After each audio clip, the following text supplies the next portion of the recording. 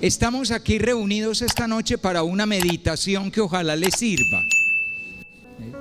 Y esa meditación me han pedido que en el día de hoy yo trabaje con ustedes la realidad de vivir la fe, tener fe en tiempos de crisis.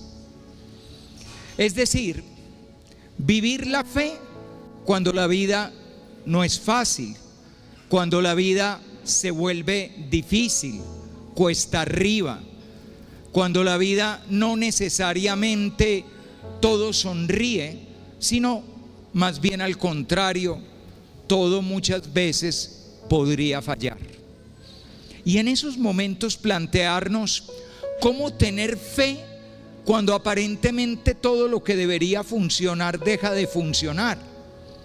Cómo tener fe cuando si se supone que Dios estaría con nosotros, da la impresión de que no está y que nos ha abandonado.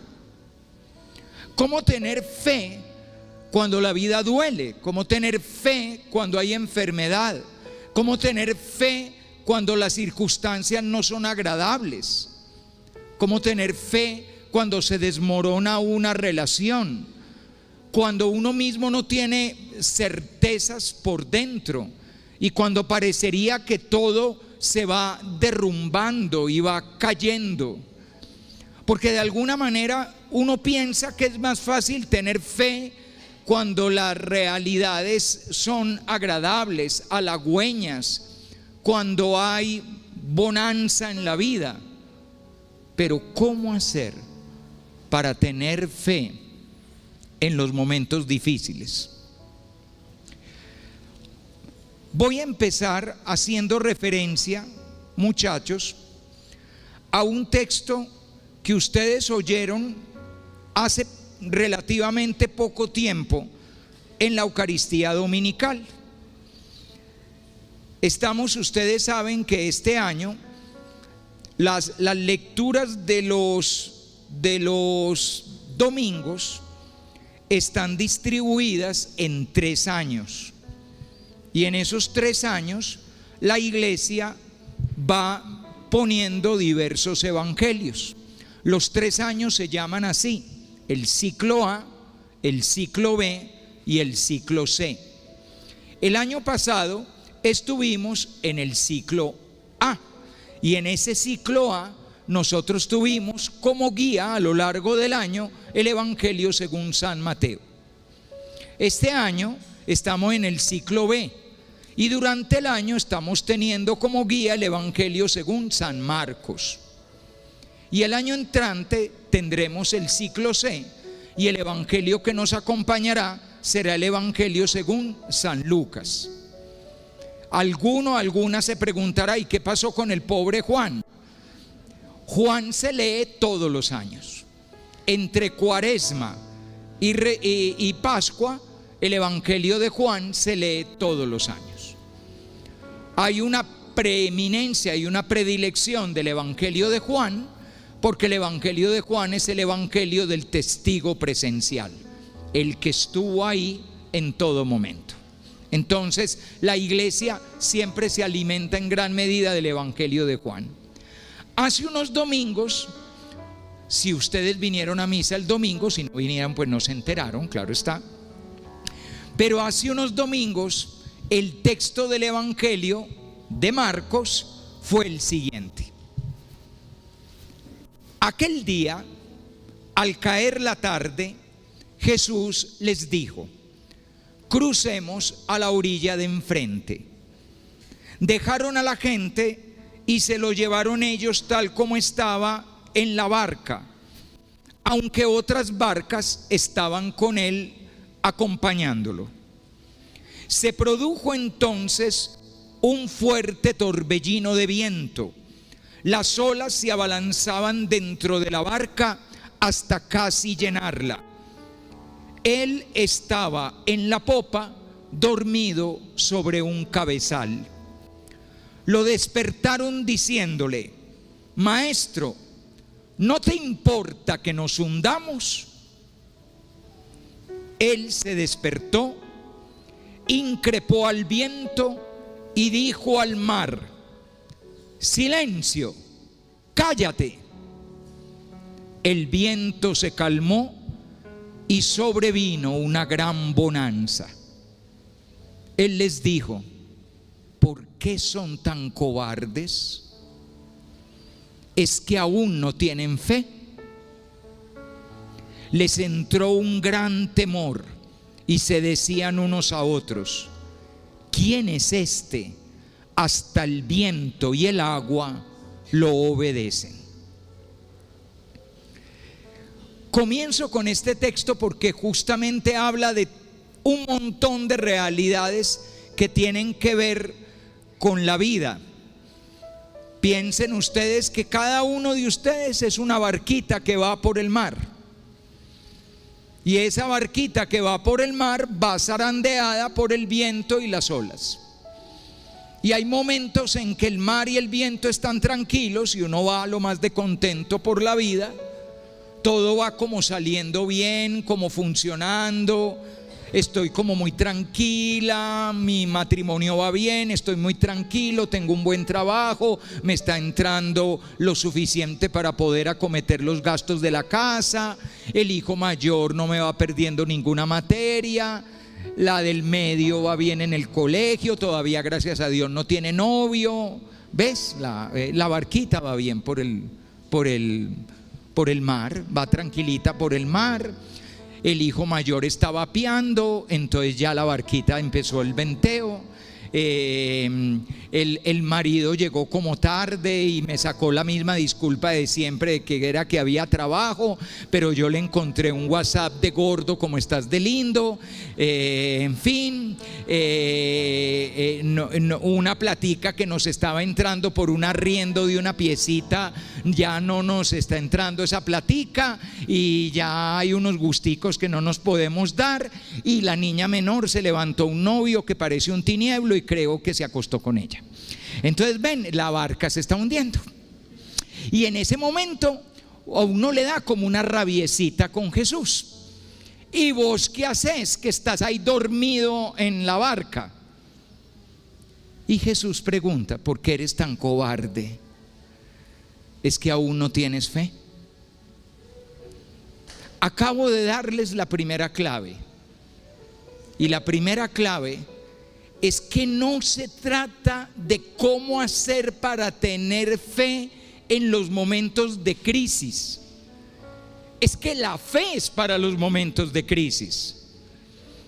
Y es uno el que termina creyéndose que la vida no tiene crisis, cuando la vida, toda ella, se vive en crisis. Por ahí vamos a arrancar. Esa era solamente la introducción, como para poner el tema, muchachos. Era como para poner el tema. Ahora sí voy a comenzar. Quiero hacer la introducción con el Salmo 123 y aprovechar ese Salmo 123 para hacer la introducción, y al mismo tiempo que comencemos como con un momentico de oración. Salmo 123. Ay, no era el Salmo 123, qué pena con ustedes. Ave María, me equivoqué. Es el 121. 121. Salmo 121. Levanto mis ojos a los montes. ¿De dónde me vendrá el auxilio? El auxilio me viene del Señor, que hizo el cielo y la tierra. No permitirá que tropiece tu pie. Tu guardián no duerme ni reposa el guardián de Israel.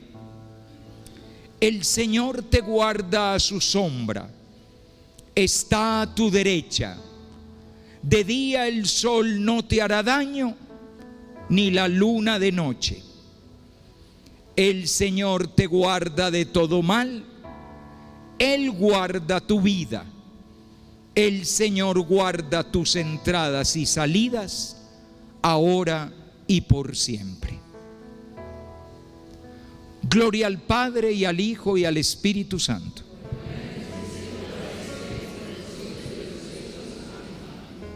Vamos a mirar un poquito en detalle este hermoso salmo. Ya saben que es el Salmo 121, si ustedes lo quieren buscar después en su Biblia cuando vayan a la casa. Este salmo es uno de los salmos que se llaman cánticos de las subidas. ¿Por qué se llaman cánticos de las subidas? Porque eran los cantos que cantaban los judíos cuando subían, de ahí el nombre, a Jerusalén para celebrar las fiestas del Señor. Después de la reforma religioso-política de tiempos del rey Josías, en el año 626 a.C., se señaló que el santuario central de la fe judía era el templo de Jerusalén, y que por lo tanto las grandes fiestas del Señor se debían celebrar ahí, en ese templo de Jerusalén. Entonces la gente viajaba de todos los lugares en las grandes fiestas, sobre todo dos grandes fiestas, que era la fiesta de la Pascua y la fiesta de las tiendas de los tabernáculos.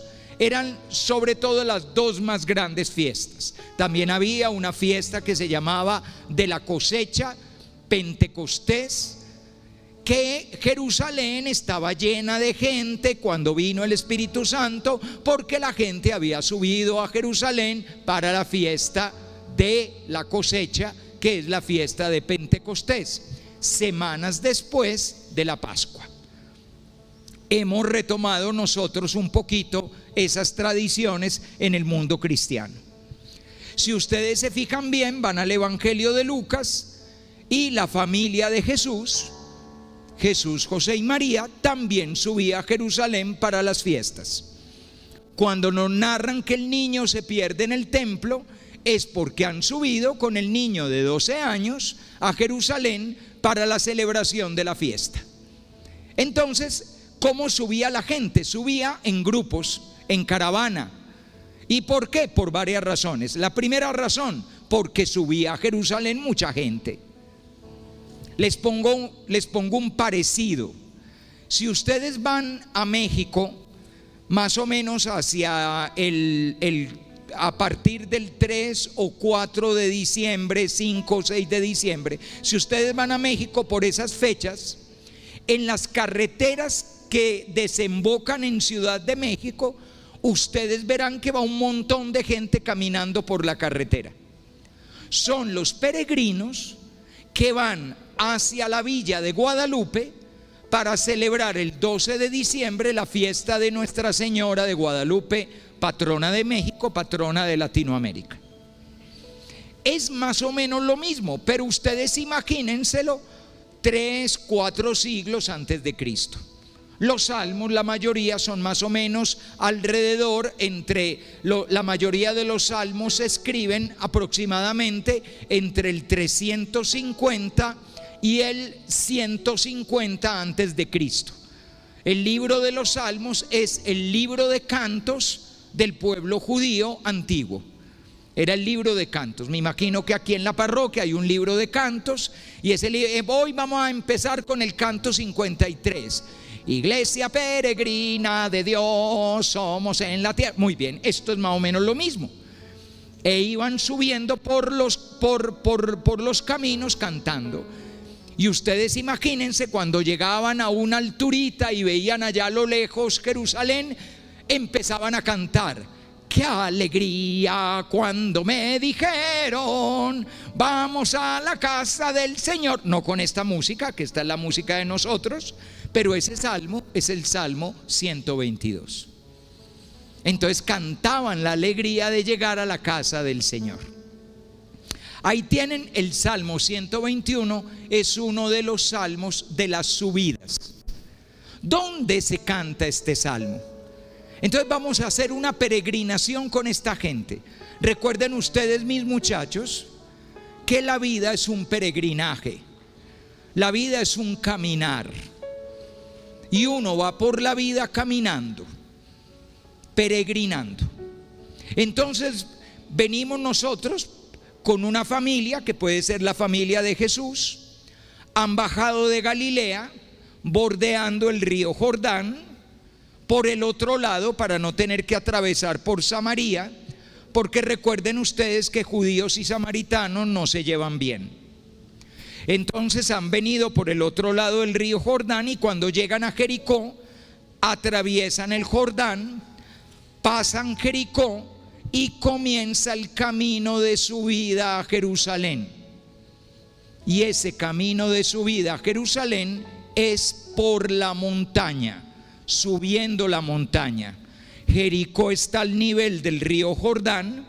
El río Jordán va deprimiéndose hasta llegar al Mar Muerto, que es la depresión más profunda de la tierra. Está por debajo del nivel del mar. Y tenemos que subir a la altura de Jerusalén, que está en una montaña. A su vez, el templo queda en una colina que se llama el Monte Sión, y ahí arribita está el templo. Así que todo el camino es de subida. ¿Cómo ha sido tu vida? Un camino de subida. El camino nunca es fácil. ¿Cómo va a ser el camino de tu hijo o de tu hija? Un camino de subida. Y tienes que prepararla para subir, porque el camino no es fácil. El camino es arduo. El camino es cansado. Entonces estamos aquí, acabamos de salir de Jericó y vamos a empezar ya el camino de subida a Jerusalén. Y entonces yo digo lo siguiente: levanto mis ojos a los montes. ¿De dónde me vendrá el auxilio? Porque lo que estoy viendo es pura montaña, y eso es lo que me espera. Y no crean que es un camino de una hora. Vamos a tardar días subiendo a Jerusalén, al menos 3 o 4 días para llegar a Jerusalén. Es un camino largo. La gente lo hace a pie, porque la mayoría de la gente es pobre. Entonces es un camino caminando. No es con una carroza, ni con camellos, no se imaginen nada de eso.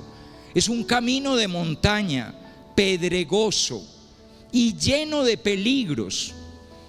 ¿Cuáles son los peligros? Primero que todo, como es un camino estrecho de montaña, de piedras, de rocas, no estamos en un mundo hermoso y bucólico como el nuestro. Este mundo lleno de naturaleza, de verde, de árboles, de sombra, de fuentes de agua, de manantiales, arroyos, quebradas. No, estamos en Palestina. Es un mundo árido, es un mundo de mucha resequedad. Las montañas son como si fueran de cartón. Son montañas cafés o grises, porque son de roca. No se imaginen que hay sembrados. Ustedes no se imaginen que eso está lleno de bosques. Hay un poco de arbustos y en las montañas, pero no es una naturaleza exuberante lo que nos rodea. Y el caminante dice, cuando va a empezar a caminar: ¿de dónde me vendrá el auxilio? Lo primero es la dificultad del camino. Lo segundo, los riesgos del camino. Es un camino por la montaña, eso no está habitado, por lo tanto hay fieras, hay serpientes, hay alacranes, hay muchos peligros en ese camino. Recuerden que Jesús nos dice que el pastor va llevando las ovejas y que viene el lobo. Es que eso es lo que hay en esas montañas. Y eso puede atacar a la gente. Por eso también la gente va en caravana. Esa es la segunda razón por la que van en caravana. La primera es porque van muchos, pero la segunda razón es porque la manera de protegerse. No somos machos, pero somos muchos. Entonces, como van en grupito, de alguna manera el grupito los protege. Recuerden ustedes que el niño Jesús se queda en Jerusalén, María y José bajan con la caravana y después de un día, ¿dónde está Jesús? Y empiezan a buscar entre todos los de la caravana y se tienen que devolver para Jerusalén. Pasan 3 días. ¿Ven que no queda en la esquina el asunto? Entre irse, volverse y encontrar al niño pasan 3 días. Así de largo es ese camino. Y ustedes imagínense la angustia de la Virgen y de José diciendo: ¿dónde estará este muchacho? Y pensando todo lo que tardaban para encontrarlo. Pero hay un tercer peligro: los asaltantes ya existían. Imagínense, ustedes creyendo que lo peligroso es hoy. No, muchachos. Y lo van a recordar con lo siguiente que les voy a decir. Un hombre bajaba de Jerusalén a Jericó y lo asaltaron. Lo molieron a palos, lo golpearon y lo dejaron tirado al borde del camino medio muerto. ¿Recuerdan esa parábola de Jesús? Listo, eso pasa en el camino de Jerusalén a Jericó. Por eso es que este salmo dice: levanto mis ojos a los montes, veo todo el camino que me espera, ¿de dónde me vendrá el auxilio? Y el salmo responde: el auxilio me viene del Señor, que hizo el cielo y la tierra. Eso es lo que te da paz en el camino, porque no hay otra manera de tenerla. La paz te la da el Señor, que hizo el cielo y la tierra. Y entonces tú te preguntas: ¿de qué manera te va a acompañar el Señor por ese camino riesgoso? Primero, no permitirá que tropiece tu pie. Primera cosa. Recuerdan que el camino es pedregoso, que es difícil, eso no está asfaltado. No es un camino hecho por romanos que ya tiene piedras, no, los caminos romanos están en la península itálica y comunican con Grecia y llegan hasta Macedonia, y hay algunos que atraviesan Asia Menor, lo que hoy es Turquía. Pero acá estamos en un rincón olvidado del Imperio Romano, aquí no hay caminos. Y además todavía ni siquiera ha llegado el imperio. El salmo es de antes de que llegue el Imperio Romano. El Imperio Romano llega en el 63 antes de Cristo y el salmo será del 300 aproximadamente. Entonces lo primero que hace el Señor es: no permitirá que tropiece tu pie. Segundo que hace el Señor: es tu guardián. Y te dice lo siguiente: que tu guardián no duerme ni reposa el guardián de Israel. ¿Qué te está diciendo el Señor? El Señor te está diciendo: usted descanse tranquilo, que yo vigilo. Y Él es el que está guardando tu vida, está guardándote a ti, porque Él no descansa, continuamente está guardando tu vida. ¿Qué más hace el Señor? El Señor te guarda a su sombra. ¿Recuerdan que estamos en Palestina y que estamos en una tierra desértica? ¿Qué te mata de día? El sol. ¿Qué te mata de noche? El frío. Entonces miren las imágenes. Primera imagen: el Señor te guarda a su sombra. Es como, el Señor es como un paragüitas que va contigo para protegerte del fuerte sol que te puede matar de día. ¿Qué más hace el Señor? Está a tu derecha. La imagen de estar a la derecha es la imagen de tener un garante, un defensor, un consejero, el que no me va a fallar, el que habla por mí, mi fiador, el que si tiene que pagar para que yo tenga libertad, la pagará. Todo eso se dice en griego con una palabra, paráclito. ¿Les suena a algo esa palabra? El abogado, el consejero, el confesor, el que me apoya, el que está ahí a mi derecha. Eso significa a la derecha. A la derecha es que yo tengo un valedor que habla por mí y que si es necesario, miren esta imagen que les di, si es necesario paga para obtener mi libertad. Eso es una palabra que traducimos al español como redentor. Así que miren cómo se conectan todas las cosas tan bonitas. El Señor, miren todo lo que ya hace. No permite que tropiece tu pie. Es tu guardián que no duerme ni reposa. Te da la sombra para protegerte en el día y está siempre a tu derecha. Y si no te había quedado claro, te lo voy a decir de esta manera: de día el sol no te hará daño, ni la luna, que es fría, de noche. Tus días y tus noches están protegidos por Él, porque el Señor te guarda de todo mal. Él guarda tu vida.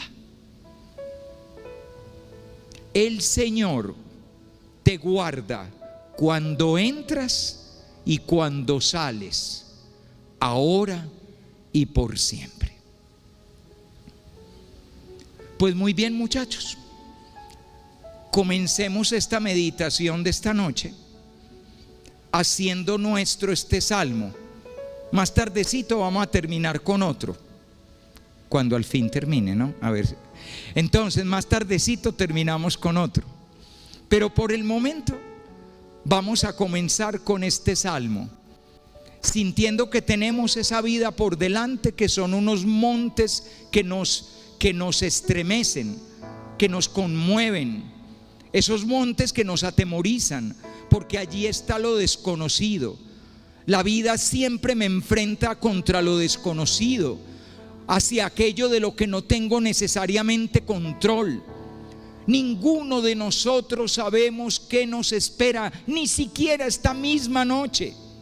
Los seres humanos hacemos planes creyendo que las cosas saldrán como las hemos planeado, pero montones de veces las cosas no salen como planean. Un ejemplo: íbamos a ser campeones el domingo y perdimos. ¿Ven? Y ya no, Colombia, eso es papita pa'l loro, Messi ya no juegan, agrandados que somos. Y uno hace planes de que todo va a salir de tal manera. Yo insisto mucho en el colegio, no sé, cuando me presentaron sí dijeron que yo trabajaba en un colegio. Ah, bueno, yo trabajo en un colegio, en el Colegio Calasanz. Soy el rector del Colegio Calasanz. Entonces, muchas veces los colegios tenemos que hacer cronogramas, que tal día va a ser el día del árbol, tal día el día del perro, tal día el día del gato, en fin, todas esas cosas, el acto cívico de no sé qué, el día compensatorio de no sé qué otra cosa. Y yo siempre digo, cuando hacemos cronogramas, recuerden, estos son los planes del hombre. Falta ver si también son los planes de Dios. O sea, la vida me pone siempre delante de unos montes que no sé qué va a pasar. Y entonces también nosotros, delante de ese desafío de la vida, delante de esa incertidumbre, delante de ese no saber qué me espera, donde puede haber un camino muy difícil y muy pedregoso, donde puede haber fieras que ataquen en la noche, donde puede haber asaltantes que te dejen medio muerto. Frente a la realidad de esa incertidumbre, yo levanto los ojos a los montes y me pregunto de dónde me vendrá el auxilio. Y me lo dice mi fe, Mi corazón me lo dice y me aplaca y me da una gran bonanza, porque me quita la cobardía y me da valentía para no tenerle miedo al viento que agita mi barca, para no tenerle miedo al mar que parece que la quiere engullir, porque yo sé que Él va conmigo. Mi guardián no duerme ni reposa, no permitirá que resbale mi pie. Él está siempre a mi lado, me cubre con su sombra, está a mi derecha, vale por mí, responde por mí, está siempre conmigo, pagará mi fianza si es necesario, porque de día el sol no me hará daño, ni la luna de noche. El Señor guarda mi alma, el Señor guarda mi vida, ahora y por siempre. Si ustedes se fijan, si uno tiene fe, se le acaba algo que nos hace un daño infinito: el miedo. Y podemos vivir la vida sin miedo. Si tú estás con el Señor, no te puede hacer nada las piedras del camino. No te puede hacer nada el sol de día ni la luna de noche, ni ningún peligro, porque tu vida, la verdadera vida, está protegida, salvada, sanada, curada, sostenida por el Señor. ¿Por qué tan cobardes? ¿Es que no tienen fe? Si yo voy en la barca, no hay nada que temer. Bien, muchachos, les voy a leer un texto bíblico. Esperen, yo separo acá para el salmito del final, que no nos lo vamos a perder, que es muy lindo. Yo les voy a leer un texto bíblico. Les voy a leer la versión resumida y les cuento la larga, porque si lo leo completo se me van a aburrir y van a decir: ay, qué cosa tan larga. Entonces les voy a leer el final, pero después les cuento el comienzo. Esto está en el Evangelio según San Lucas, capítulo 24.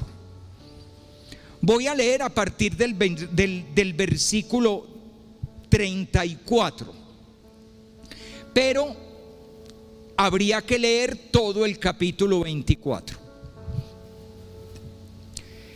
En aquel momento, los discípulos que habían ido hacia Emaús y todo eso, se volvieron a Jerusalén, donde encontraron reunidos a los 11 con sus compañeros, que decían: era verdad, ha resucitado el Señor y se ha aparecido a Simón.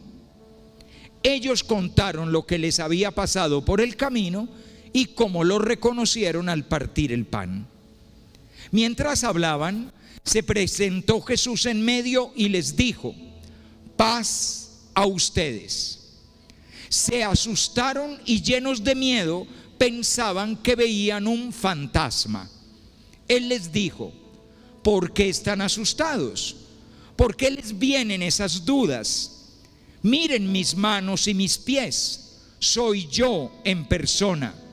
Tóquenme y miren que un fantasma no tiene carne ni huesos como ven que tengo yo. Dicho esto, les mostró las manos y los pies. Como todavía no acababan de creer de pura alegría y no salían del asombro, les dijo: ¿tienen ahí algo de comer? Le ofrecieron un trozo de pescado asado. Él lo tomó y comió delante de ellos. Después les dijo: a esto me refería cuando, estando todavía con ustedes, les dije que todo lo escrito en la ley de Moisés y en los profetas y salmos acerca de mí tenía que cumplirse. Entonces les abrió el entendimiento para que comprendieran las escrituras, y añadió: así estaba escrito, el Mesías sufrirá, resucitará al tercer día, y en su nombre se predicará la conversión y el perdón de los pecados a todos los pueblos, comenzando por Jerusalén. Ustedes son testigos de todo esto. Esa es la tercera parte del texto. El capítulo 24 se los voy a resumir. Tiene 3 escenas.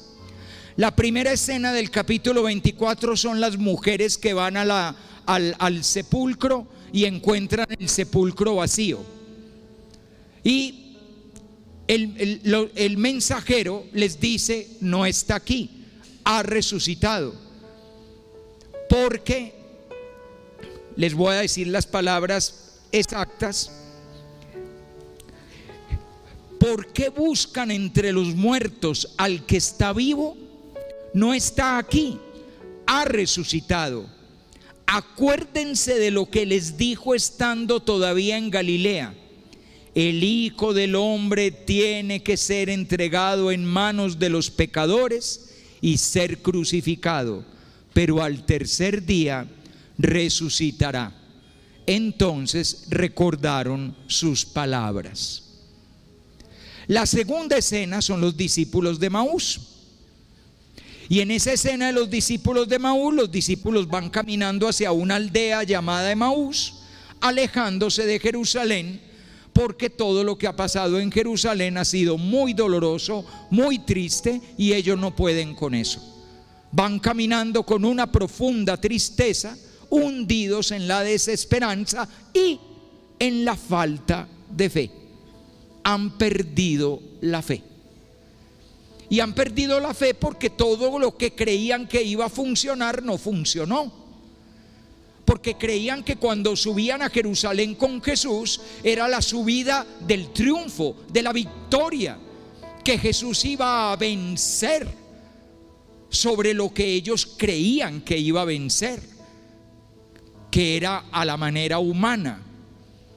Y en vez de eso, todo terminó en una cruz. Por eso abandonaban Jerusalén, la dejaban atrás y caminaban de espaldas a Jerusalén hacia una aldea llamada Emaús. Y Jesús les sale en el camino, les escucha la historia y les dice: qué necios y qué tontos son ustedes para entender lo que decían las Escrituras, que era necesario que el Mesías tenía que sufrir para entrar en la gloria. Y cuando llegan a Emaús y lo invitan a la casa y él celebra la Eucaristía, se les abren los ojos, lo reconocen y entonces dicen algo muy bello: ¿acaso no ardía nuestro corazón por el camino cuando nos explicaba las Escrituras? Y la tercera escena fue la que les leí. Tarea. Vamos a ver qué tan aplicados son ustedes. Tarea. Hay una misma idea que se repite 3 veces: en la primera escena, en la segunda escena y en la tercera escena. La primera escena, las mujeres que se encuentran con los ángeles que les dicen que aquí no está. La segunda escena, Emaús. Y la tercera escena, el cenáculo, donde Jesús mismo se manifiesta a sus discípulos. Y hay una cosa, otra cosa y otra cosa, la misma, que se repite con palabras un poquito diferentes, pero es la misma idea. ¿Cuál es la idea que se repite? ¿Qué voz? Te pasaste varios pueblos, llegaste muy lejos. Es algo, para comenzar, es un mensaje muy difícil de entender porque fue lo que les quitó la fe. Y Jesús se las está explicando.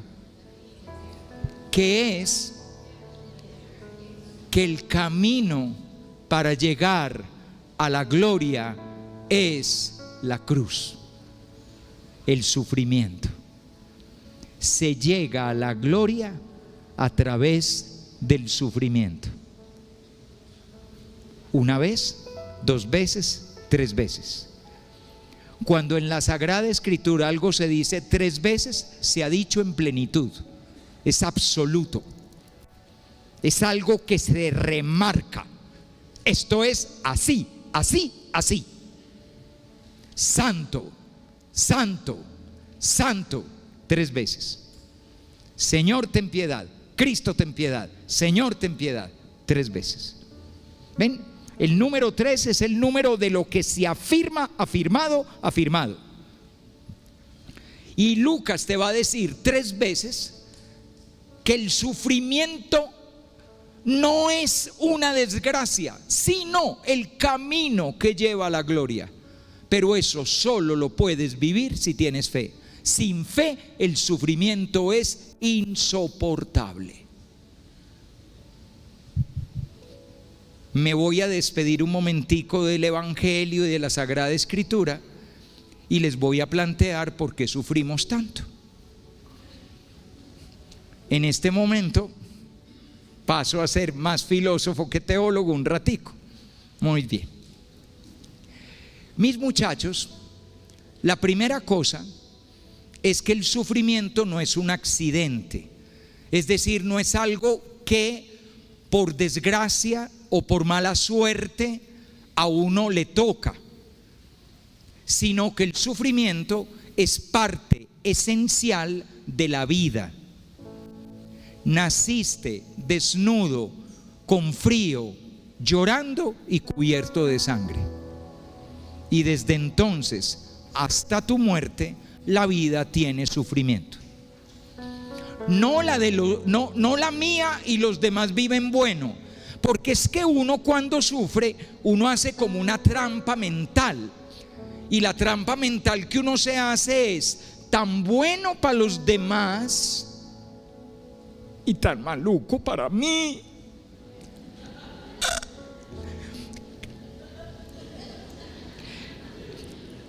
A nosotros, a los seres humanos nos fascina autocompadecernos. Y entonces hacemos tragedia. O sea, ya la vida tiene tragedia. La vida por sí misma tiene tragedia. Ejemplo, devuélvanse al año 2020 y todos tuvimos una tragedia. Y esa tragedia fue la pandemia. Y no le tocó a los ricos, ni a los pobres, ni a los blancos, ni a los negros. No les tocó a los países menesterosos o a los poderosos, sino a todos. Murió gente en China, en Japón, en India. Murió gente en el Medio Oriente, en África, en Europa. Hoy salía la noticia de que murió mucha gente en Gran Bretaña porque no programaron bien las asistencias sanitarias. ¿Se acuerdan en Nueva York el montón de muertos y los camiones cargados con cadáveres? O en Guayaquil y los muertos en toda parte. Eso es la vida. La vida tiene tragedia. No se reparte por clases sociales. El hecho de que yo tenga un doctorado de una universidad no me quita la tragedia. El tener 5 cuentas bancarias llenas de ceros no me quita la tragedia. La casa espaciosa no quita la tragedia. El buen salario no quita la tragedia. El colegio con nombre de árbol que hablan 5 idiomas no quita la tragedia. El barrio maravilloso donde nadie se habla con nadie para evitar problemas no quita la tragedia. En vez de tener niños, tener perro no quita la tragedia. La vida tiene sufrimiento, la tuya, la mía y la de los demás. Porque sufrir es parte ni siquiera de la humanidad, es parte del cosmos. Desde el momento mismo en que el cosmos comenzó, hace 13.900 millones de años, empezó a sufrir. Miren, por ejemplo, les cuento una bonita historia. Ustedes miran esta belleza y exuberancia de este mundo que Dios nos dio. Y es un mundo asombroso. Ustedes nada más piensen que a pesar de toda nuestra tecnología y de todos nuestros de todas nuestras sondas viajeras que han ido fotografiando diversos mundos del sistema solar.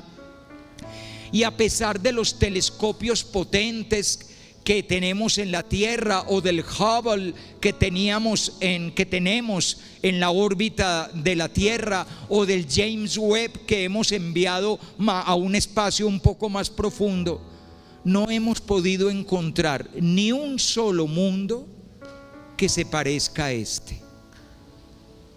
Este mundo, por el momento, por lo que sabemos, es único.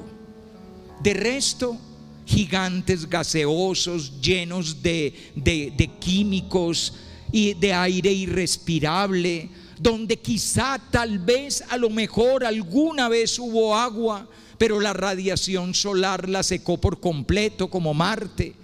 Lugares invivibles como Mercurio. Nos hacemos como la ilusión de que tal vez Io o Europa, lunas de Júpiter, podrían tener alguna posibilidad. Pero lo cierto es que ningún mundo se parece a esta preciosura, a esta belleza que se llama Tierra.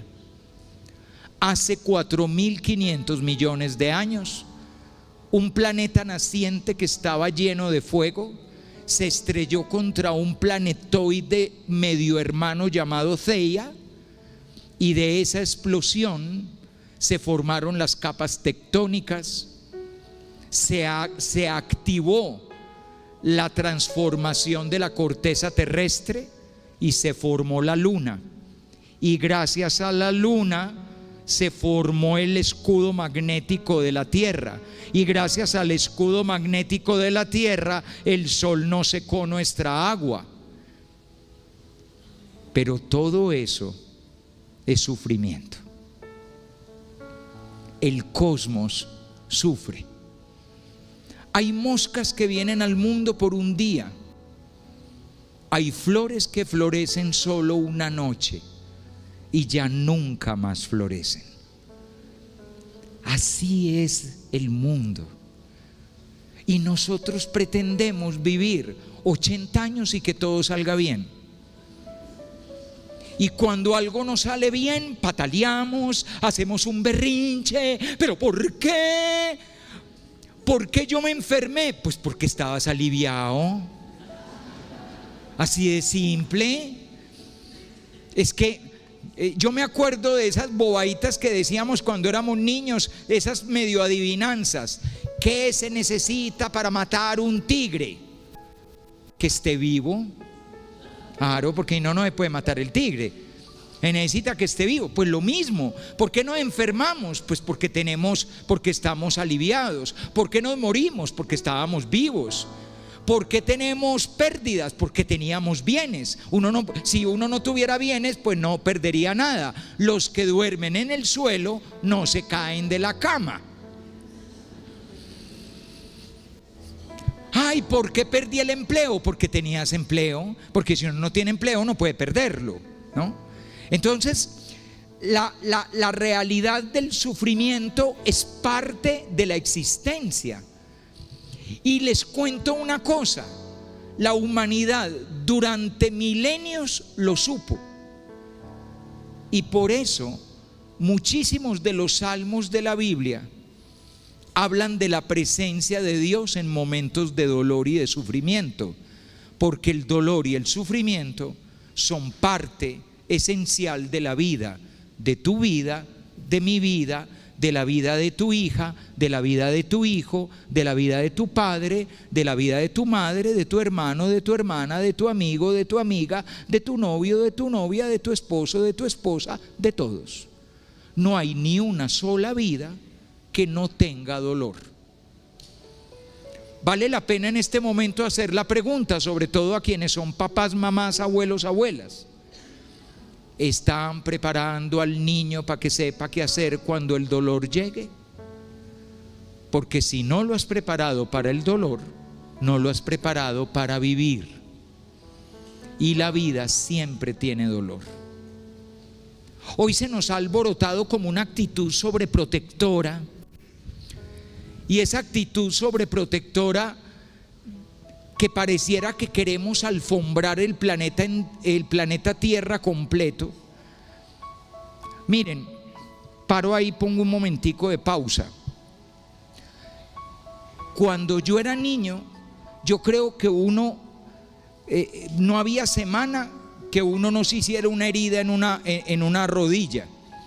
Además, por una razón, porque cuando yo era niño, hasta más o menos los 11 o 12 años, los niños teníamos pantalón corto. Eso del pantalón largo era cuando uno llegaba a bachillerato. Uno llegaba primero de bachillerato, es decir, sexto grado hoy. Uno llegaba primero de bachillerato y estrenaba el pantalón largo. Pero antes de primero de bachillerato era pantalón corto. ¿En qué aterrizaba uno en la cancha de tierra del barrio? En la rodilla. Y entonces uno llegaba con la herida en la rodilla a la casa y la mamá decía: déjela de llorar. Le limpiaba eso, le echaba mertiolate. Explíquenle a los de ahora qué es el mertiolate, no tienen idea. Mami, ¿qué es eso de mertiolate? Mijo, era una cosa milagrosa. Eso se echaba, ardía que daba miedo, usted soplaba y listo, volvía a salir a la cancha de tierra a jugar.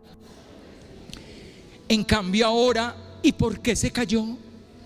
Porque no estaba preparado el piso para que no pasara nada. Señora, los niños se caen, los niños aporrean, el que tiene piernas se la puede quebrar. La vida es así. Es la primera vez en la historia de la humanidad que no estamos preparados para sufrir y que ponemos cara de sorpresa, disgusto, molestia, asombro por el hecho de algo tan normal como sufrir. ¿Hay alguno de ustedes que no se vaya a morir? Porque si me dan la receta sería interesante. Así que les tengo una noticia: todos ustedes se van a morir. Y no porque Dios sea injusto, ni porque sos de malas, ni porque a la familia tuya le sucede todo lo malo. No, es que en la familia del más rico del mundo también se muere la gente. Hay una diferencia, que a lo mejor a vos te guarden en una cajita, en un osario, y al otro le hagan un mausoleo. Palo harto está muerto. Es como acá cuando enterraban a los mafiosos, que les ponían mariachis. ¿Ya para qué? Que baile el muerto. No, bobada grande. Entonces, otra cosa, hoy está sano, perfecto, maravilloso. Dale picos al carnet de la EPS. Pero prepárate, que a lo mejor la semana entrante te da dengue, porque con estos calores que está haciendo de pronto te pica un zancudo. Porque a mí, como a los demás, por no echar raid, hubiera echado raid y a lo mejor te salvás. Pero a uno no le da dengue por de malas, a uno no le da cáncer porque Dios mandó el cáncer, porque Dios se olvidó de esta familia y por eso mi marido tiene problemas cardíacos. No, es que, a ver, te cuento, el músculo cardíaco es un órgano, los órganos se cansan con los años y van perdiendo la jovialidad que tenían antes y se van desgastando. Algunos se desgastan más rápido que otros, por eso hay gente de 30 que le da y queda ahí frito como un pollo, y hay otros que aguantan hasta los 90 y todos los días me he tomado un guaro y no me ha pasado nada. Nada todavía, porque todavía evidentemente dentro de el viejito va a estirar la pata.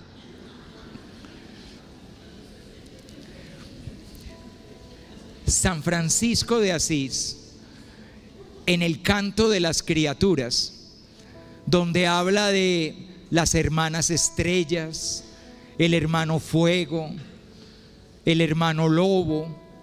San Francisco de Asís, el último hermano del cántico, o mejor dicho, hermana, es la hermana muerte. No es malvada.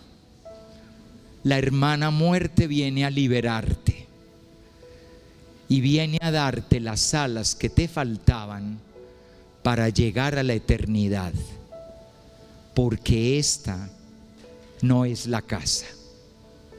La casa, la verdadera casa, no queda aquí. Eso lo sabían maravillosamente bien los cristianos de antes. Los cristianos de antes sabían que esta vida era un peregrinaje mientras llegábamos a donde teníamos que llegar. ¿Y a dónde teníamos que llegar? A la casa de Dios. ¿Con qué vida? No con esta vida. Esto es biología y carbono. Esto se está desgastando todos los días. Este hombre que hoy está aquí y habla y manotea, en unos años estará en una sillita de ruedas botando baba. Y habrá gente que me va a visitar. Ay, mire cómo está el padre Juan Jaime. Saber cómo hablaba.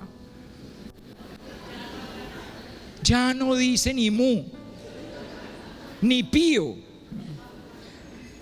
Y entonces dirán, ¿por qué Dios tan injusto? ¿Y cómo así que Dios injusto conmigo? Entonces, ¿qué? Yo de 120 años hablándole a los jóvenes del 2050. No, muchachos. De aquí a allá tiene que aparecer otro que agarre el micrófono. Aunque use inteligencia artificial, pero que haga algo. La vida es un peregrinaje. A mí me gusta mucho recordar una linda canción que cantábamos en la década del 60. A mí me tocó, porque yo ya soy viejito, muchachos. A mí me tocó cuando cambió la liturgia. Cuando yo muy chiquito, la misa era en latín, de espaldas al pueblo, los cantos eran en latín, y después vino el gran cambio, el altar de frente, la misa en español, y aparecieron los cantos en español ya en cantidad, porque antes eran poquitos y muy repetidos, por eso todo el mundo se lo sabía. Tú reinarás, cantemos al amor de los amores. No había todo el tomo así de grande de que hoy podemos tener. Y había un canto que a mí me encantaba, que a mí me fascina, porque es toda una declaración de lo que es ser cristiano. Aquí voy y perdónenme si me sale mal. Dice así con inspirado acento: nos hallamos aquí en este mundo que tu amor nos dio, mas la meta no está en esta tierra, es un cielo que está más allá. Somos los peregrinos que vamos hacia el cielo. La fe nos ilumina, nuestro destino no se halla aquí. La meta está en lo eterno, nuestra patria es el cielo. La esperanza nos guía y el amor nos lo entreabre ya. ¿Por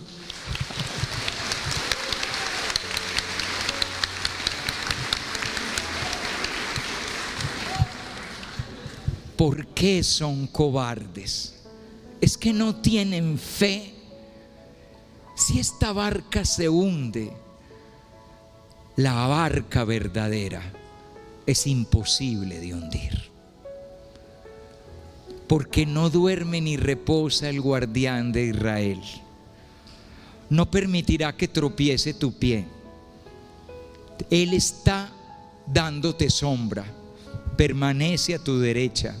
De día el sol no te hará daño, ni la luna de noche, porque Él protege tu vida, la verdadera vida, la interior, la del alma. Esa es la verdadera vida. La otra casualidades, azar, accidentes. Y es la vida como la de cualquiera, días luminosos y días grises, momentos de salud y momentos de enfermedad, prosperidad y pobreza. Quienes están casados ya se les olvidó cómo fueron los votos matrimoniales. Prometes serle fiel en la salud y en la enfermedad, en la prosperidad y en la pobreza. Porque la vida está hecha de eso, no la de los de malas. No las de los de estrato 4 para abajo, no, la de todos. No importa lo potentes que seamos, lo inteligentes que seamos, los diplomados que tengamos, no importa la abundancia de bienes que tengamos, la vida siempre tendrá su porcentaje de dolor y sufrimiento. Y entonces, ¿qué hacemos cuando hay dolor y sufrimiento? La fe nos ilumina, la esperanza nos guía y el amor nos entreabre ya la meta, lo definitivo. No vinimos para este mundo, vinimos para caminar como peregrinos hacia la eternidad. Primera afirmación entonces, pero ¿y por qué justamente a nosotros se nos está haciendo difícil entender esa realidad del sufrimiento? Y cuando llega el sufrimiento, las penas, las tribulaciones, las enfermedades, las ausencias, las pérdidas, las muertes, las tragedias, los dramas, ¿por qué nos sorprendemos? ¿Por qué nos enfadamos? ¿Por qué nos molestamos con la vida? Porque resulta que empezamos a vivir, podríamos decir que empezamos a vivir las etapas de un duelo para el que no estábamos preparados. Miren, yo lo digo por ejemplo con la pandemia. Con la pandemia vivimos todas las etapas del duelo. Las etapas del duelo son 4 y debería desembocar en una quinta. La primera etapa del duelo es la negación. Al principio, cuando empezó la pandemia, eso es una gripa. Eso pasó allá en China. Eso aquí no va a llegar. Eso simplemente hay que ponerse un tapabocas. No, va a ser 15 días en la casa y luego todo vuelve a la normalidad. Ven, esa es la negación. Es pretender no aceptar que la tragedia es tragedia, el drama es drama y el dolor es dolor. No, eso no pasa. No puede ser. Yo no acepto. No, ¿cómo le ocurre? No, yo no puedo aceptar que mi hermano se vaya a morir. Es una primera reacción, negar la realidad. Yo no tengo problemas. Yo no necesito ir al psicólogo. Yo no necesito ir al médico. Yo estoy bien. Yo no soy borracho. ¿Ven? Esa es la etapa de negación. Yo no meto. Muy bien. Segunda etapa es la etapa de negociación. De esto vamos a salir más fuertes. Es una oportunidad para aprender la educación virtual que no la habíamos descubierto. Y entonces los niños van a poder interactuar por Teams y por Zoom y por Meet y por WhatsApp. Y además están en familia, acompañados por sus padres, allí en casa, aprendiendo. ¿Ven? Es como intentar negociar con la realidad para que la realidad no sea como tan dura, y entonces le miramos cómo vamos a hacer como el quiebre, y de esto vamos a salir más fortalecidos. Perder también es ganar, que decía alguien aquí en Colombia. Perder también es ganar, y nos vamos a levantar de esta, y la próxima vez que juguemos contra Argentina será papita para el loro. ¿Ven? Esa es la negociación. Después vino la tercera etapa. Esa tercera etapa muy clara, sobre todo a partir más o menos del mes de julio o agosto de aquel año 2020. Arrancó una gran tristeza. Un mundo tan triste que los días sin IVA eran una liberación, porque la gente salió como loca a las calles a comprar el televisor que no necesitaba, el computador que no necesitaba, la olla freidora que ya tenía. Pero ¿qué le hace? Porque era como una manera de conjurar esa tristeza que dejaba la casa. ¿Ustedes recuerdan esos días en que era mejor ser perro que niño? Porque al perro se le podía sacar 2 veces a miar, pero al niño no. El niño tenía que miar en la casa, ¿no? Y ustedes se dieron cuenta lo que les fue pasando a los niños. Los niños arrancaron muy contentos porque creían que se habían adelantado las vacaciones. ¡Bien! ¡No hay clase! Pero a medida que fueron pasando las semanas, los niños se fueron marchitando. La primera semana de clases por Teams, la cámara, el micrófono, ver los compañeritos. Y a la segunda semana, la pijama, la cámara apagada, el desaliento. Mami, ¿cuándo vamos a volver al colegio? Yo recuerdo unos niños de 11 del Calazán de Cúcuta que me mandaron un correo electrónico diciendo: ¿y el diploma va a ser en PDF? Ahora ustedes calculen todos los planes que hacen unos niños de 11. Que la última generación, que vamos a hacer las fiestas del colegio, que vamos, el personero, el presidente o la presidenta del consejo estudiantil, y te encerraron. Tristeza, una gran tristeza. Y recuerdan noviembre de aquel 2020, rabia, la cuarta etapa del duelo, enojo, a las calles a quemar lo que hubiera que quemar. Las 4 etapas del duelo. Cuando llega el sufrimiento a la vida, lo primero que haces es no querer aceptarlo. Lo segundo, ver si le puedes encontrar como una manera de rehuirlo o hacerle alguna pequeña trampa. Por ejemplo, pasa mucho con las enfermedades. No, yo no estoy enfermo. Y cuando ya tengo que ver que estoy enfermo, no, yo voy a ir donde este bioenergeta que me va a poner unos vidrios y me va a poner a tomar unas cosas, y a lo mejor no tengo que hacerme la quimioterapia. Hasta que al fin acepto que hay que hacer quimioterapia, pero entonces me entristezco. ¿Y porque a mí? ¿Yo qué hice mal? Yo no le he hecho daño a nadie. ¿Por qué Dios me manda esto? No es justo. Y entonces estamos ya al borde de la 4ª etapa. Y Dios, ¿por qué es tan injusto conmigo? Y usted, ¿qué sabe si usted no está sufriendo lo que yo sufro? Claro, para usted es muy fácil mandarme otra quimio, porque no se la aplican a usted. ¿Ven? Las 4 etapas del duelo. ¿Cuál es la 5ª etapa? Que casi nadie llega a ella.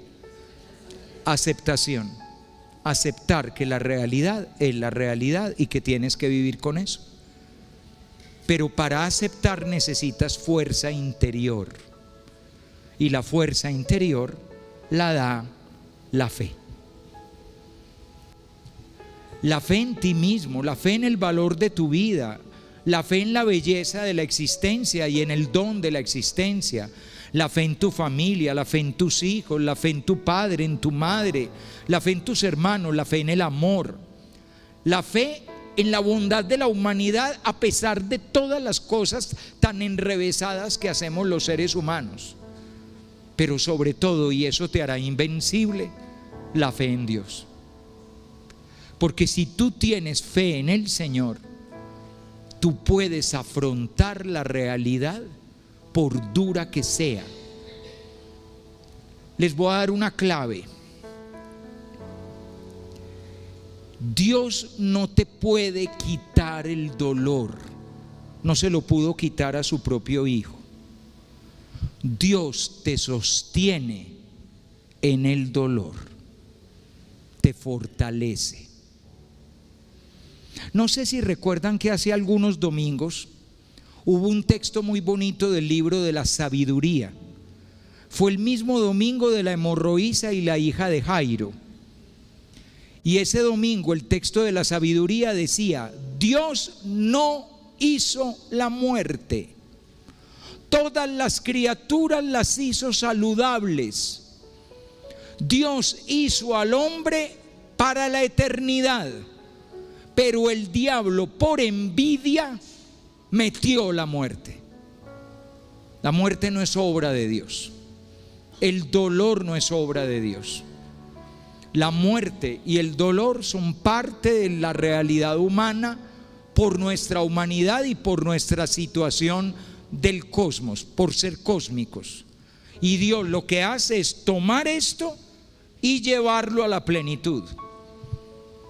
Y eso justamente es la fuente de la esperanza. Pausa. Pónganle atención a la palabra esperanza. El año entrante es el año 2025. Cada 25 años la iglesia declara un año santo. Y el año 2025 es el año santo de la esperanza. En este mundo con cada vez menos esperanza. Menos esperanza porque tenemos guerras, menos esperanza porque tenemos inteligencia artificial y no sabemos si va a ser buena o mala. Menos esperanza porque hemos perdido la esperanza en lo que no podíamos perder la esperanza. ¿En qué? En los niños. Y somos la primera generación de la historia de la humanidad que cree que no vale la pena traer niños al mundo, cuando los niños son la esperanza. ¿O vos crees que vas a estar acá para salvar el planeta el resto de la vida? Los niños, los jóvenes son nuestra esperanza. ¿Cuándo se ganaron mala fama los niños y los jóvenes? ¿Qué hicieron para merecer que no los traigamos a la oportunidad de vivir? Si son lo más bello, lo más precioso de la humanidad. El año santo de la esperanza. ¿Cuánta necesidad tiene este mundo de esperanza? ¿Cuánta necesidad tiene nuestro país de esperanza? Miren nada más cómo estábamos el domingo de esta semana. Estábamos llenitos de esperanza, de una esperanza fatua, bobita, porque dependía de un partido de fútbol, hasta una esperanza en la que siempre venza el amor. Y esa es la esperanza que te da Dios. No es que de pronto Luis Díaz meta un gol, es que Cristo ya te dio la vida eterna. Nuestra esperanza ya sucedió. Entonces, ¿por qué nos cuesta tanto llegar a la aceptación? Una realidad que nos quebró la posibilidad de vivir fe y esperanza para poder aceptar la realidad con amor. Y esa realidad fue el cambio del paradigma del valor de la vida. ¿Qué es eso del cambio del paradigma del valor de la vida? A ver, ¿por qué la vida es valiosa? Piénsenlo. Tranquilos, no me tienen que contestar, pero piénsenlo. ¿Por qué la vida es valiosa? Les voy a decir algunas razones. Primera razón, porque la vida es muy rara y las cosas raras son muy valiosas. Es tan rara que sepamos en el único lugar donde existe es acá, no más. Pero además es única, no se repite. La prueba de eso es que a pesar de que el universo tiene 13.900 millones de años, no nos caben tantos años en la cabeza. Tus huellas digitales solo han existido una sola vez, nunca antes, nunca después.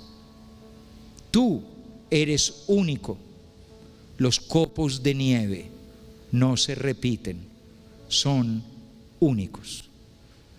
Para que ustedes vean la rareza que es la creación. La creación es una obra maravillosa. Y esta obra maravillosa es una obra de arte, un regalo. Te regalaron vivir. ¿Por qué la vida es valiosa? La vida es valiosa, y perdónenme la tautología. Ahora cuando lleguen a la casa buscan en el diccionario qué quiere decir tautología. Perdónenme la tautología. La vida es valiosa porque es valiosa. Es decir, el valor de la vida no necesita razones, no necesita argumentos. Es como tú no vales por lo que haces, por lo que piensas, por tu estatura, por tu salud, por el dinero que tienes, por la casa que habitas, por el trabajo que tienes. Tú vales porque tú vales, punto. Lo otro es un añadido. Tú no vales por las notas que saques, por el sueldo que ganes, por los diplomas que tengas. Tu dignidad es tu dignidad porque tú eres tú, único, única. Y has recibido el don de la vida y el don de ser quien eres. Pero llegó la década del 90 y se inventó lo siguiente: que la vida, para ser valiosa, tiene que tener bienestar, comodidad, abundancia, facilidad, confort, comodidad, juego, entretenimiento, diversión, y que todo tiene que salir bien, y que si no se cumplen todas esas condiciones, la vida no merece ser vivida. Y hemos programado a una generación de niños y jóvenes para vivir la vida así. Les hemos dicho que el objetivo de la vida es el bienestar. El objetivo de la vida es vivir. A veces hay bienestar y a veces hay malestar. ¿A quién se le ocurrió que la vida tenía que tener siempre bienestar? Y que la vida tiene que tener abundancia. Y hemos llenado a una generación de muchachitos, o hemos pretendido llenarlos de cosas. Y si no los podemos llenar de cosas, ponemos una cara como si se nos hubiera muerto todos los familiares. No he podido dar a mis hijos más comodidades. ¿Y para qué se las tenía que dar? Es que yo quiero que mi hijo tenga lo que yo no tuve. Y usted nunca ha pensado que usted, gracias a Dios, es quien es porque no tuvo lo que no tuvo, y no teniendo lo que no tuvo, aprendió a no tener.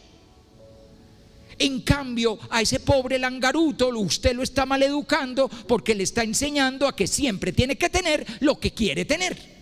¿Y quién dijo que eso lo hará mejor persona?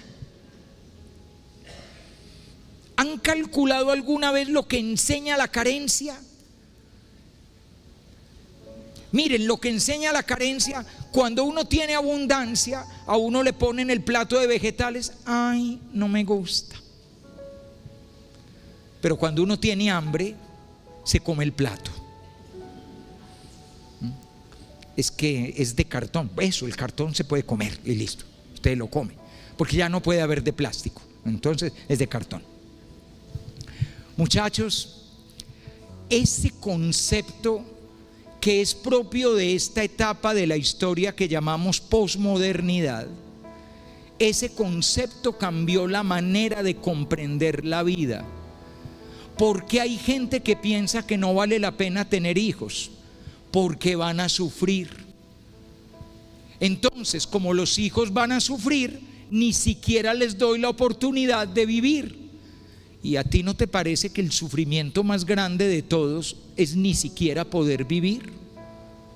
Al menos vivir es una oportunidad.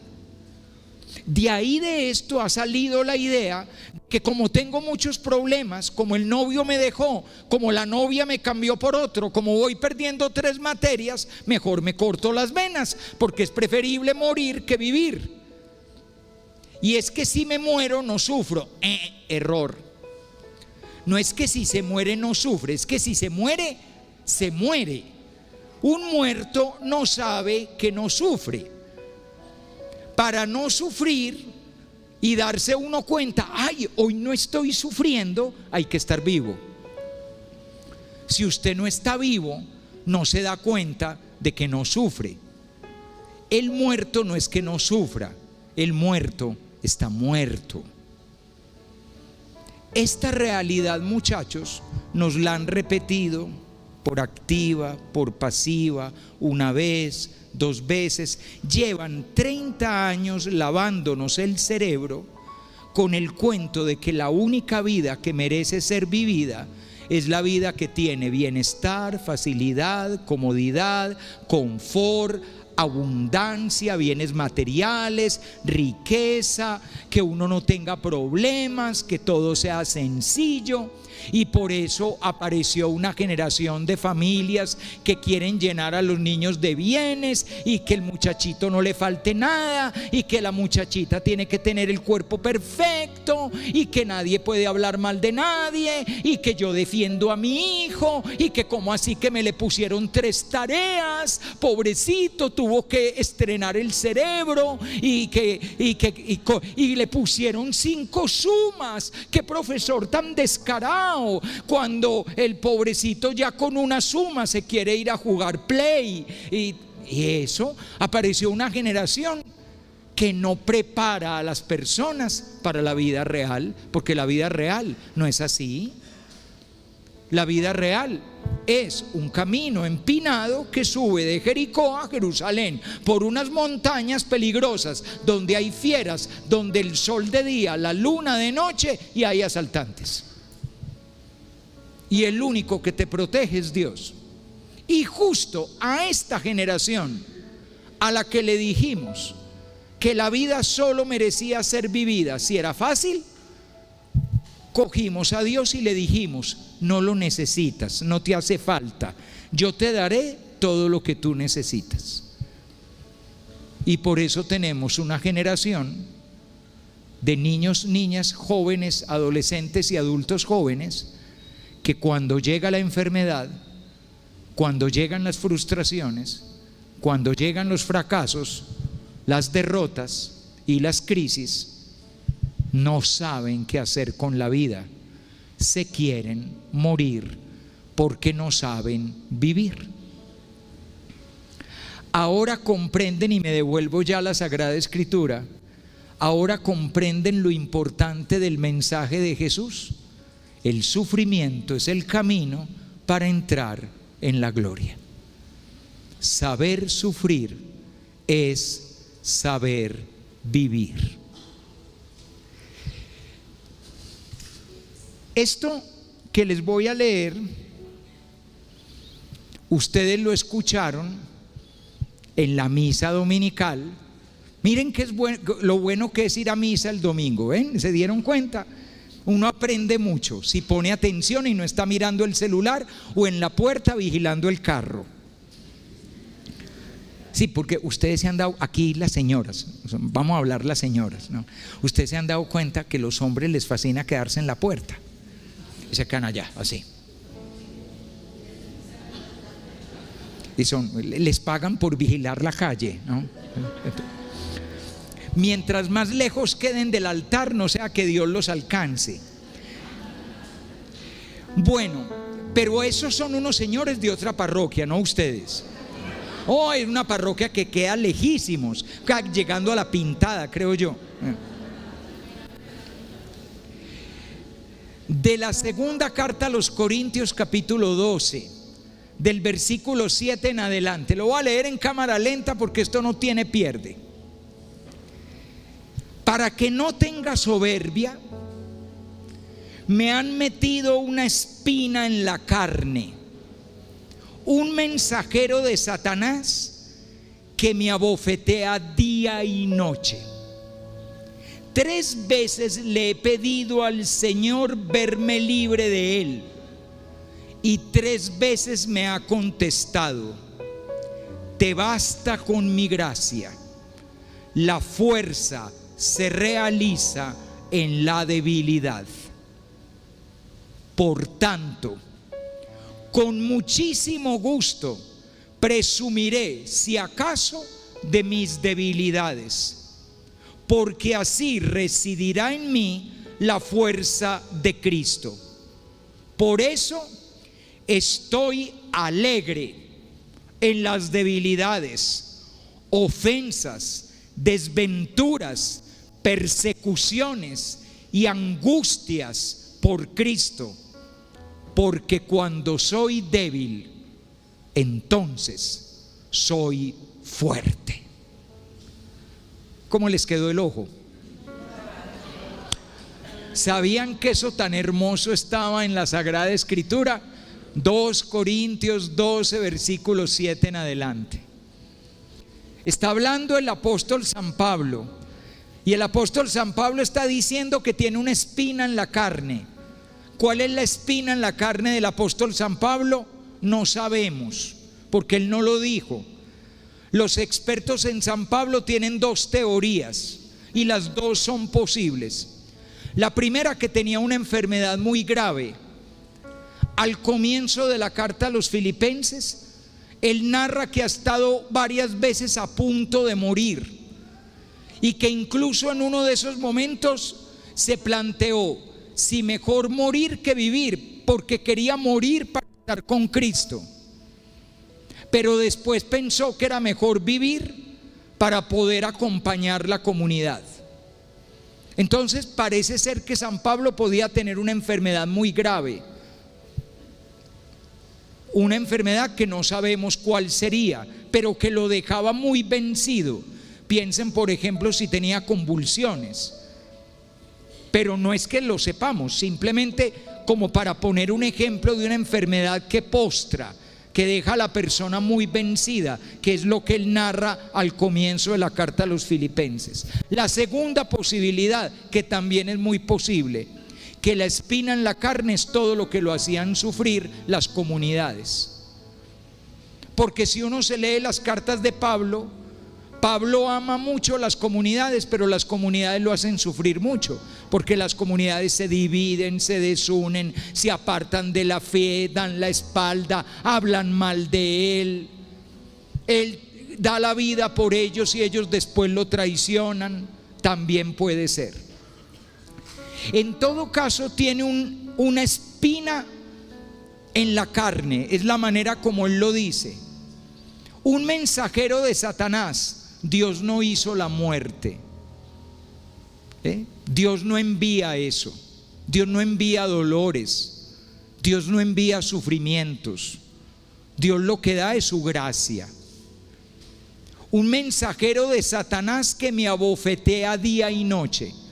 Eso no es un ratico, no es que me duele a veces, eso es a toda hora. El mensajero de Satanás que me abofetea y me hace sentir mi debilidad. Él siente que en ocasiones no puede más, que está vencido. Y entonces miren lo que dice: 3 veces le he pedido al Señor que me libre de él. Pausa. Tarea en este momento. Cada uno, cada una me va a pensar en aquello que, si Dios me diera la oportunidad, yo le diría: quítame esto.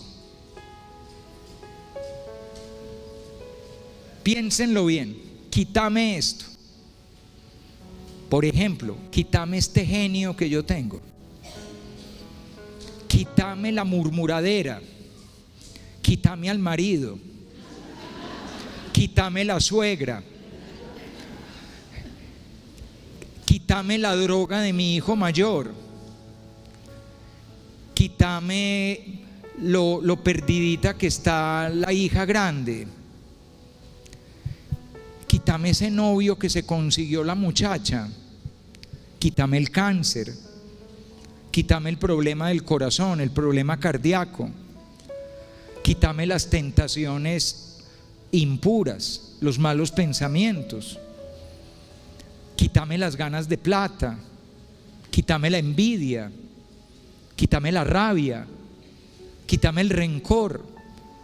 Quítame el recuerdo del abuso del que fui víctima cuando tenía 6 años.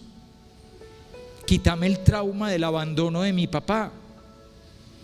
Quítame el dolor por la muerte temprana de mi mamá.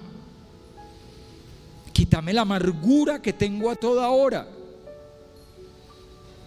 Quítame la tristeza.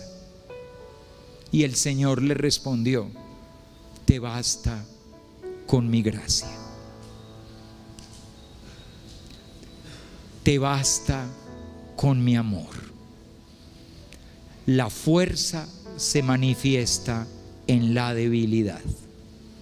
Entonces termina el apóstol: estoy alegre en las dificultades y en las tribulaciones y en las penas y en las persecuciones, porque cuando soy débil, entonces soy fuerte.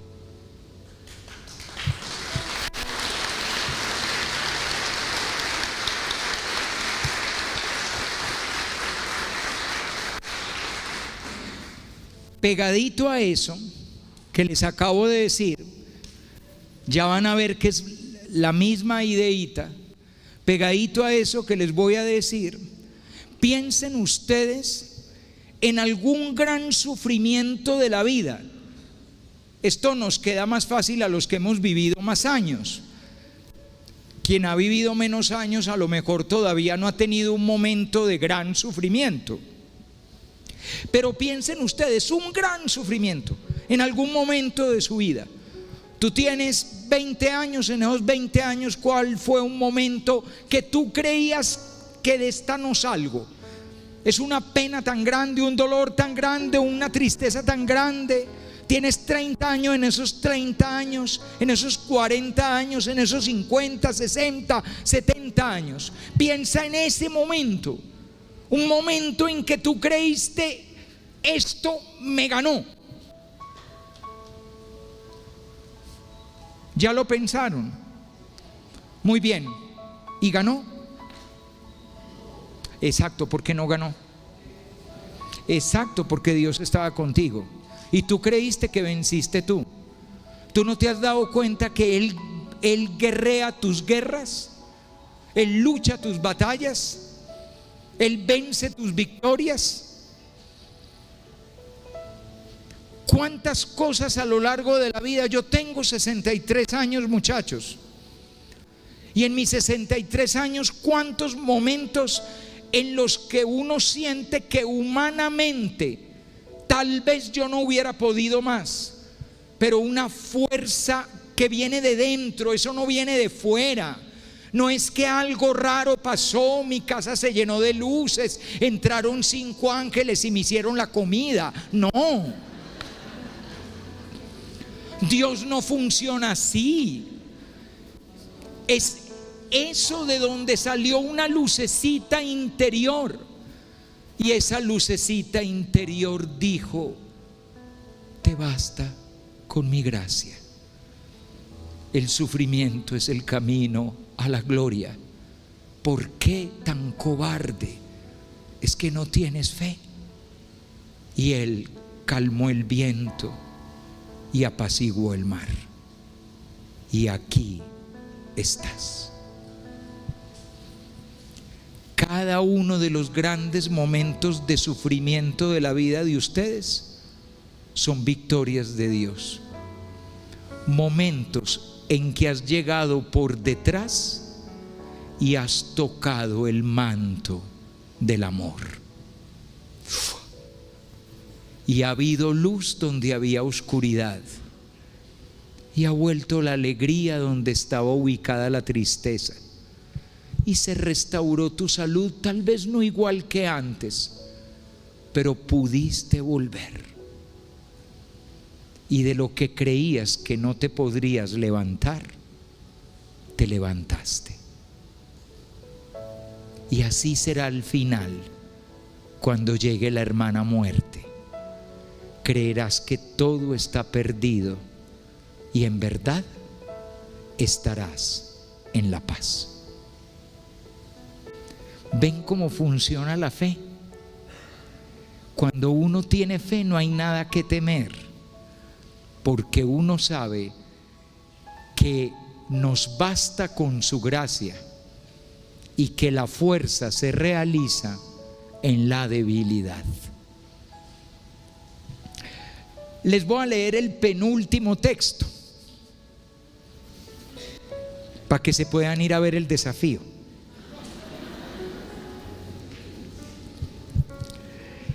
En aquella ocasión dijo Jesús a sus discípulos: quienes hayan ido a misa hoy oyeron este texto.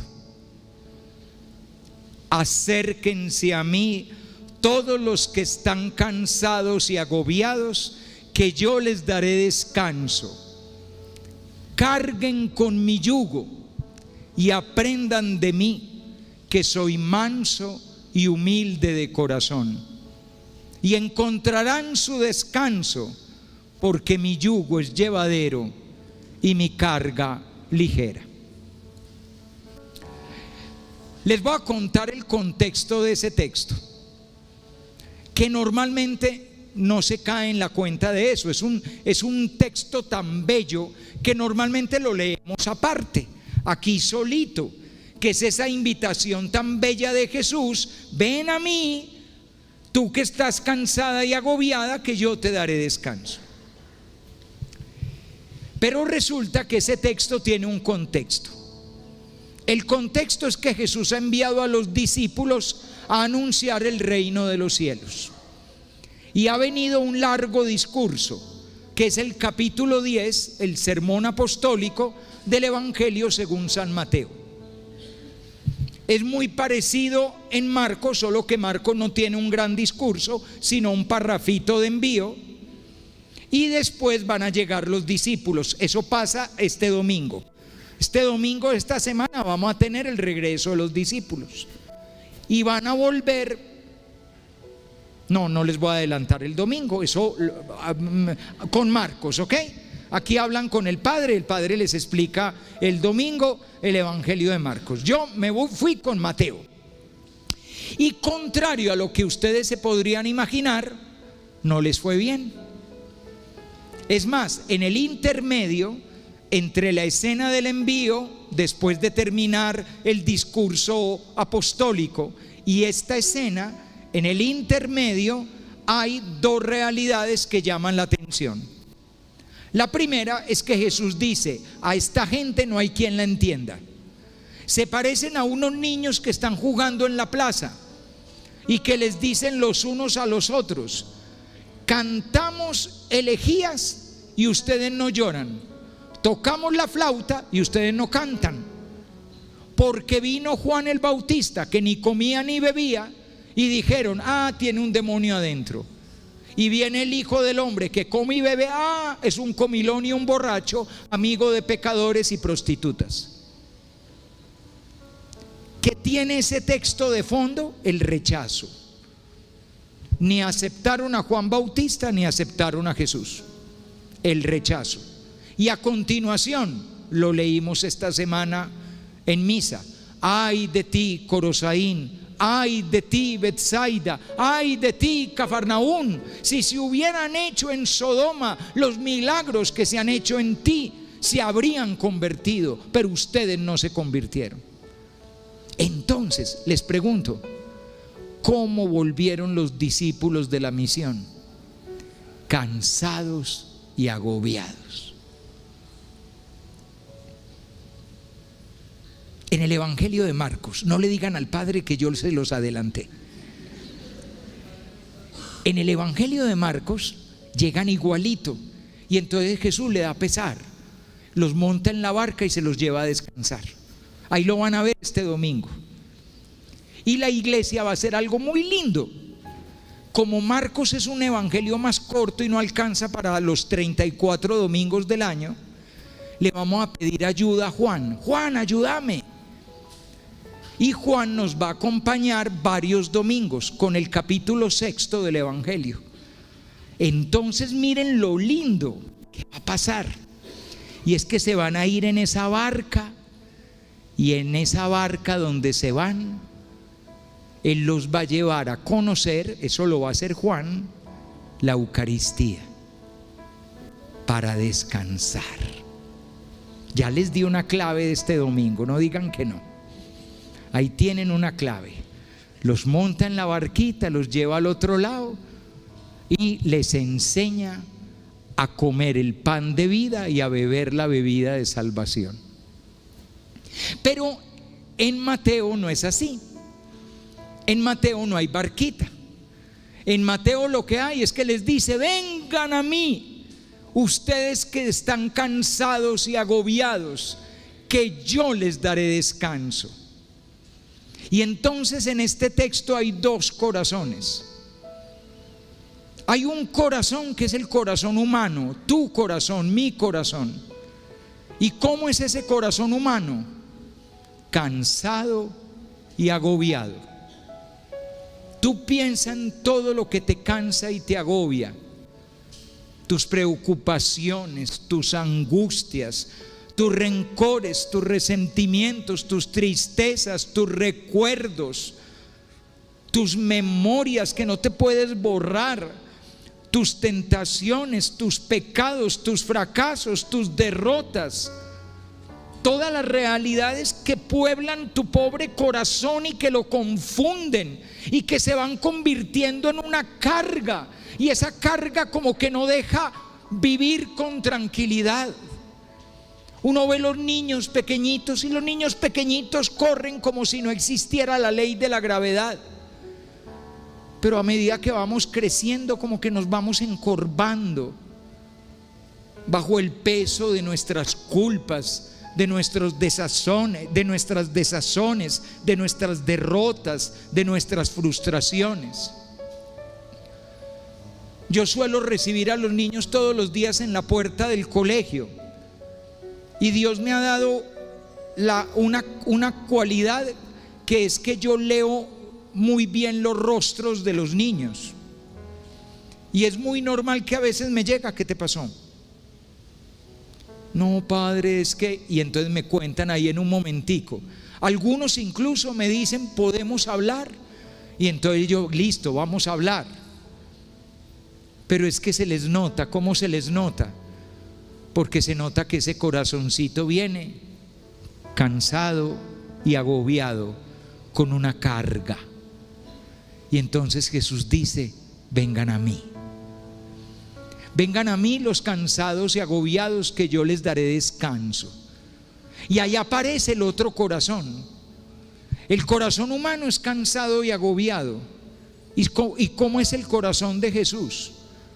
¿Cómo es el corazón de Dios? Manso y humilde. A mí me llama mucho la atención la palabra manso. ¿Ustedes alguna vez la utilizan con alguien? Uno la utiliza con los animalitos. El niño le puede montar en este caballito porque este caballito es muy manso. Esta yegua es muy mansa. No le tenga miedo, que el perrito no hace nada, es muy manso. Uno lo utiliza como con los animales. A uno no le ocurre decir: mi marido es manso. Tal vez menso. Y evidentemente él nunca dirá que mi esposa es mansa. Semejante fiera.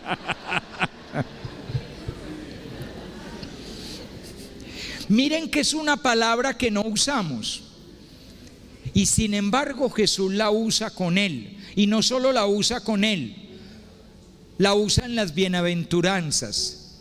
Felices los mansos, porque ellos heredarán la tierra. Es decir, que el corazón de Dios es manso. ¿Qué significa manso? Nunca hace daño. Eso es la mansedumbre. La mansedumbre es la absoluta inocencia e inofensividad. Eso es la mansedumbre, la ausencia total. Tú, ante la mansedumbre del corazón de Jesús, no tienes absolutamente ningún riesgo, porque solo hay amor y únicamente amor.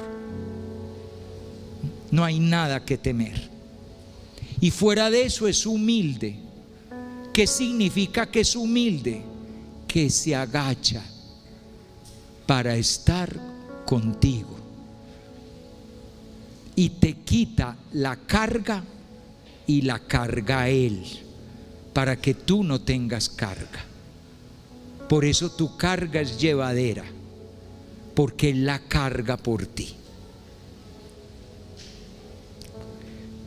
Vengan pues los cansados y agobiados, que yo les daré descanso. Y aprendan de mí, cambien de corazón, que soy manso y humilde de corazón. ¿Y qué es tener un corazón manso y humilde? ¿Recuerdan que les dije de un salmito que nos faltaba? Muy bien, me equivoqué, nos faltan dos. Muy bien. No, voy a casi terminar acá, el otro es simplemente para hacer oración. Miren esta belleza de salmo. Esto es un monumento, muchachas. Es el Salmo 131. Señor, mi corazón no es ambicioso, ni mis ojos son altaneros. No pretendo grandezas que superan mi capacidad, sino que acallo y modero mis deseos, como un niño dormido en brazos de su madre. Como un niño en brazos de una madre está mi deseo. Espere Israel en el Señor, ahora y por siempre. La imagen de este bello salmo hace referencia a la palabra descanso. A ver, cuando ustedes vean en la Sagrada Escritura la palabra descanso, no piensen únicamente en lo que hacemos los seres humanos en la vida cotidiana para descansar.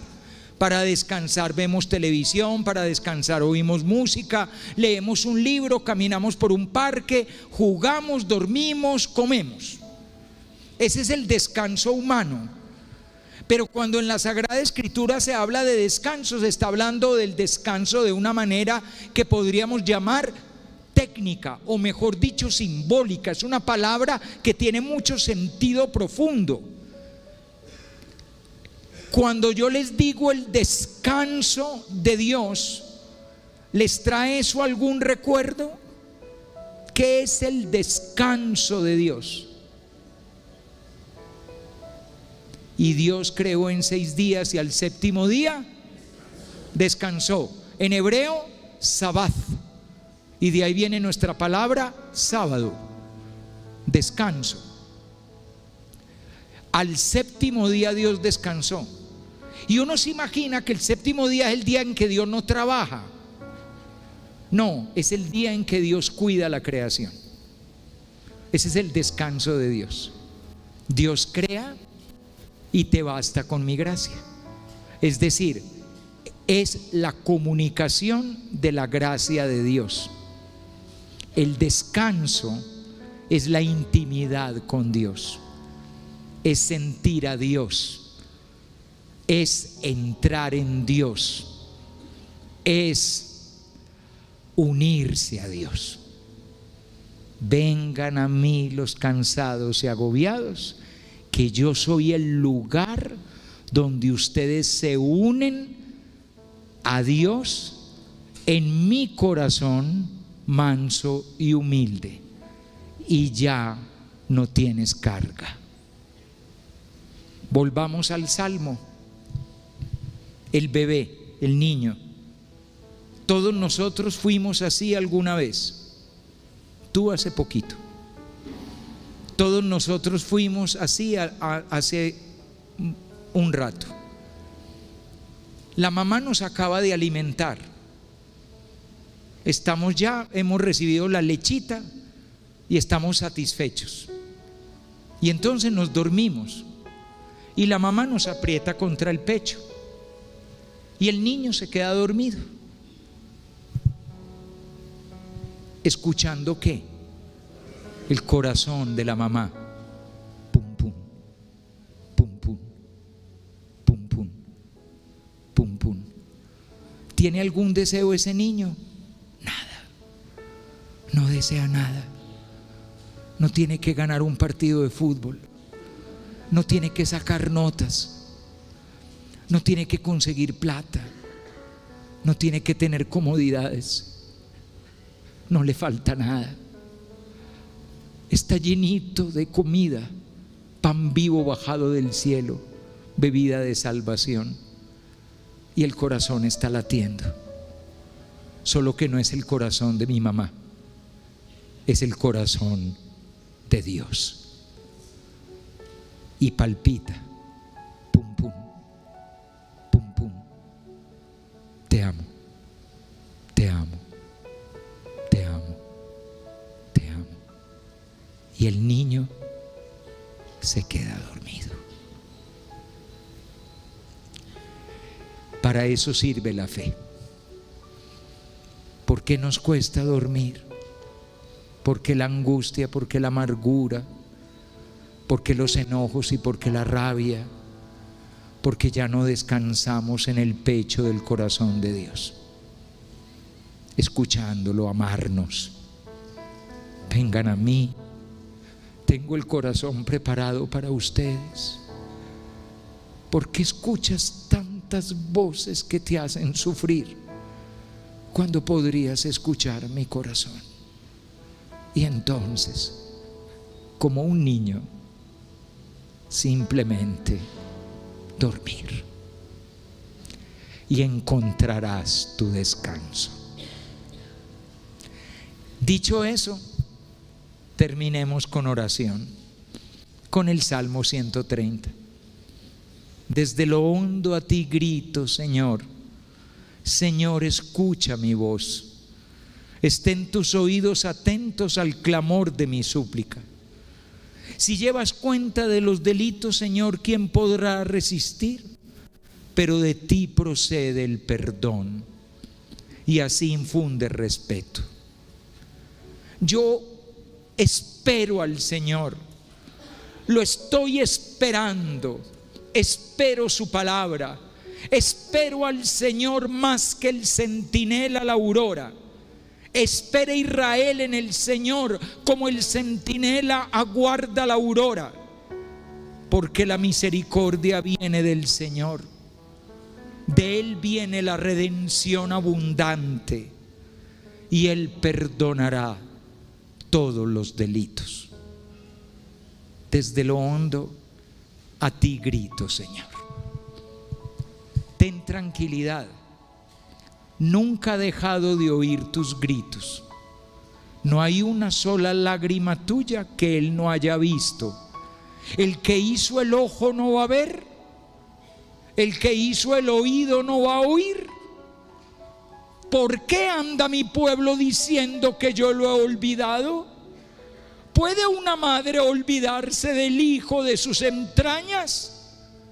Pues aunque una madre se olvide, yo jamás me olvidaré de ti. Mira, en mis brazos te llevo tatuado, porque te amo con amor eterno y nunca jamás te dejaré de amar. Duérmanse esta noche escuchando un corazón, el corazón de Dios.